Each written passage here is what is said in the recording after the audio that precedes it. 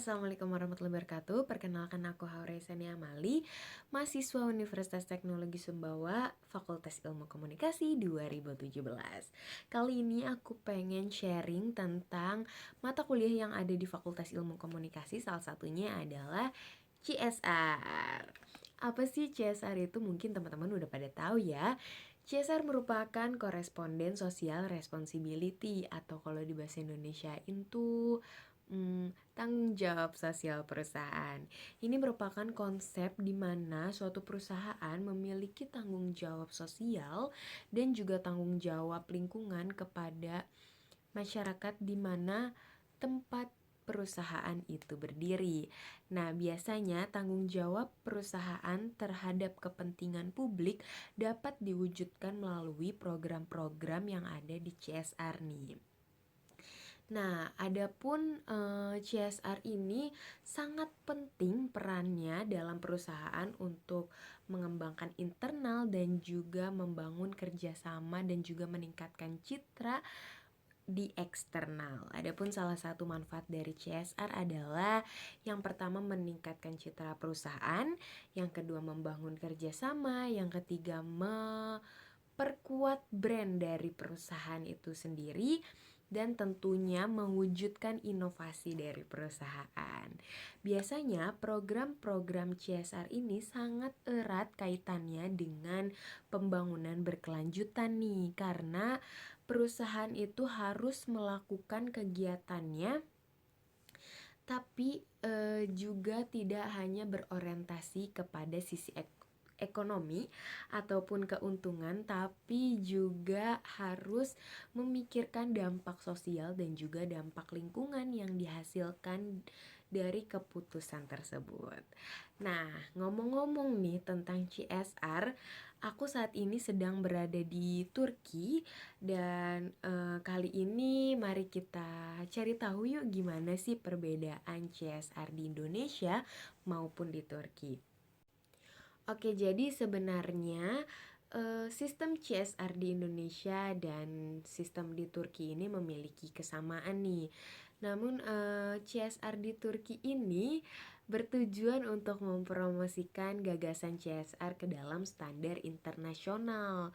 Dan tentunya CSR Turki juga beroperasi dengan pendekatan yang didasarkan pada kemajuan berkelanjutan, tata kelola perusahaan, kemitraan publik, masyarakat sipil, dan sektor swasta nih. Biasanya program-program yang diadakan oleh CSR di Turki antara lain hak asasi manusia dalam bisnis, kota berkelanjutan, pengelolaan pembangunan berkelanjutan, masa depan pekerjaan, gap keterampilan dan pembelajaran seumur hidup, serta kewirausahaan. Adapun di Turki, perusahaan-perusahaan biasanya menyumbang uang ataupun produk ke dalam event-event yang ada kaitannya dengan program CSR tersebut. Biasanya sih perusahaan-perusahaan besar berdonasi ke dalam pendidikan dengan melalui program-program beasiswa. Selanjutnya ada donasi kepada program kesehatan, dan dalam program kesehatan ini didukung dengan asosiasi kesehatan dan perusahaan kesehatan setempat. Yang ketiga ada budaya, sejarah, dan juga olahraga nih. Biasanya perusahaan memberikan dukungan kepada event-event yang menyelenggarakan budaya, sejarah ataupun olahraga berupa sponsorship, baik berupa sponsorship kepada atlet maupun sponsorship kepada event itu sendiri. Nah, yang selanjutnya ini perusahaan biasanya berdonasi terhadap lingkungan. Nah, ini penting banget sih, kalau lingkungan kayaknya CSR di mana-mana memiliki program untuk berdonasi kepada lingkungan. Sekitar 30% dari program CSR mencakup tentang pendidikan lingkungan, konsumsi energi, daur ulang, perubahan iklim, pemanasan global, konsumsi air, dan lain-lain.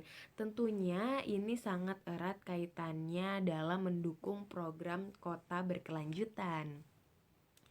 Selain itu, biasanya CSR di Turki ini juga mendukung program-program masyarakat. Biasanya ditunjukkan kepada em, pembangunan di masyarakat dan juga erat kaitannya dengan hak-hak asasi perempuan.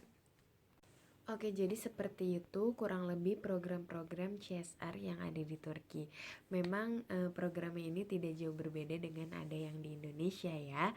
Dan semoga video ini dapat memberikan edukasi kepada yang menonton. Terima kasih telah menonton. Wassalamualaikum warahmatullahi wabarakatuh.